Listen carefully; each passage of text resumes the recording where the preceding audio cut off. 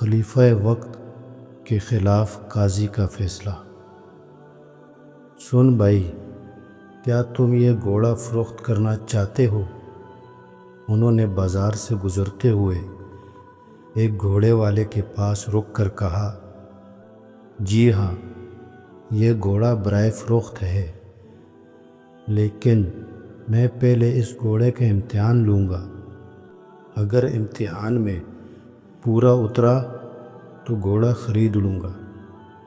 ٹھیک ہے، آپ گھوڑے کا امتحان کر لیں۔ انہوں نے گھوڑا ایک سوار کے حوالے کیا اور اس کے امتحان کرنے کا حکم دیا۔ سوار گھوڑے کو لے گیا۔ آزمائش کے دوران گھوڑے کو ٹھوکر لگی، وہ زخمی ہو گیا، اس کی کھال پر داغ لگ گیا۔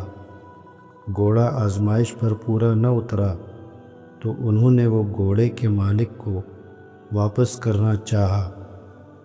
گھوڑے کے مالک نے جب دیکھا کہ گھوڑا داغی ہو گیا ہے تو اس نے واپس لینے سے انکار کر دیا اور بولا، دیکھیے جناب، میں نے گھوڑا اس حالت میں آپ کو نہیں دیا تھا، اب یہ داغی ہو گیا ہے، لہٰذا میں واپس نہیں لوں گا۔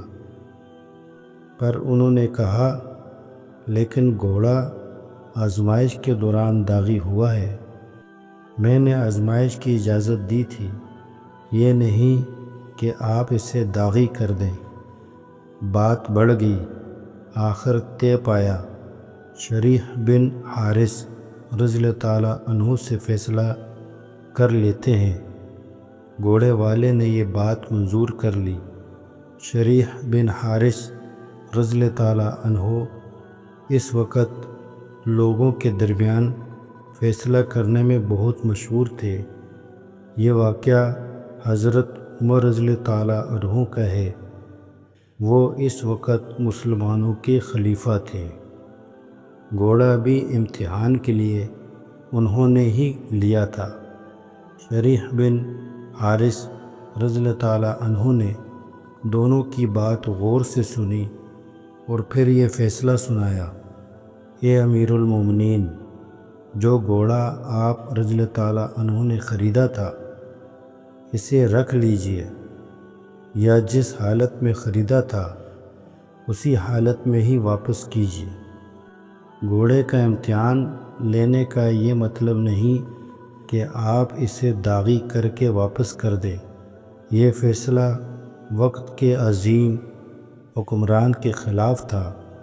آپ رضی اللہ تعالیٰ عنہ 22 لاکھ مربع میل پر حکمران تھے۔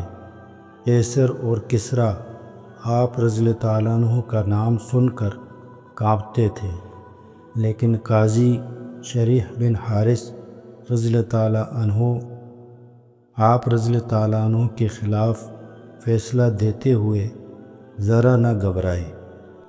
دوسری طرف حضرت عمر رضی اللہ تعالیٰ عنہ ان کا فیصلہ سن کر بہت خوش ہوئے اور حضرت شریح بن حارث رضی اللہ تعالیٰ عنہ کو کوفے کا قاضی مقرر فرما دیا۔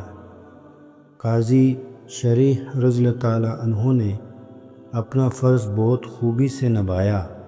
ان کے فیصلوں کی بہت تعریف ہوئی، یہاں تک کہ حضرت عمر رضی اللہ تعالیٰ عنہ کے بعد وہ حضرت عثمان اور حضرت علی رضی اللہ تعالیٰ عنہم کے دور میں بھی قاضی رہے۔ تاریخ میں ان کا نام آج بھی زندہ ہے۔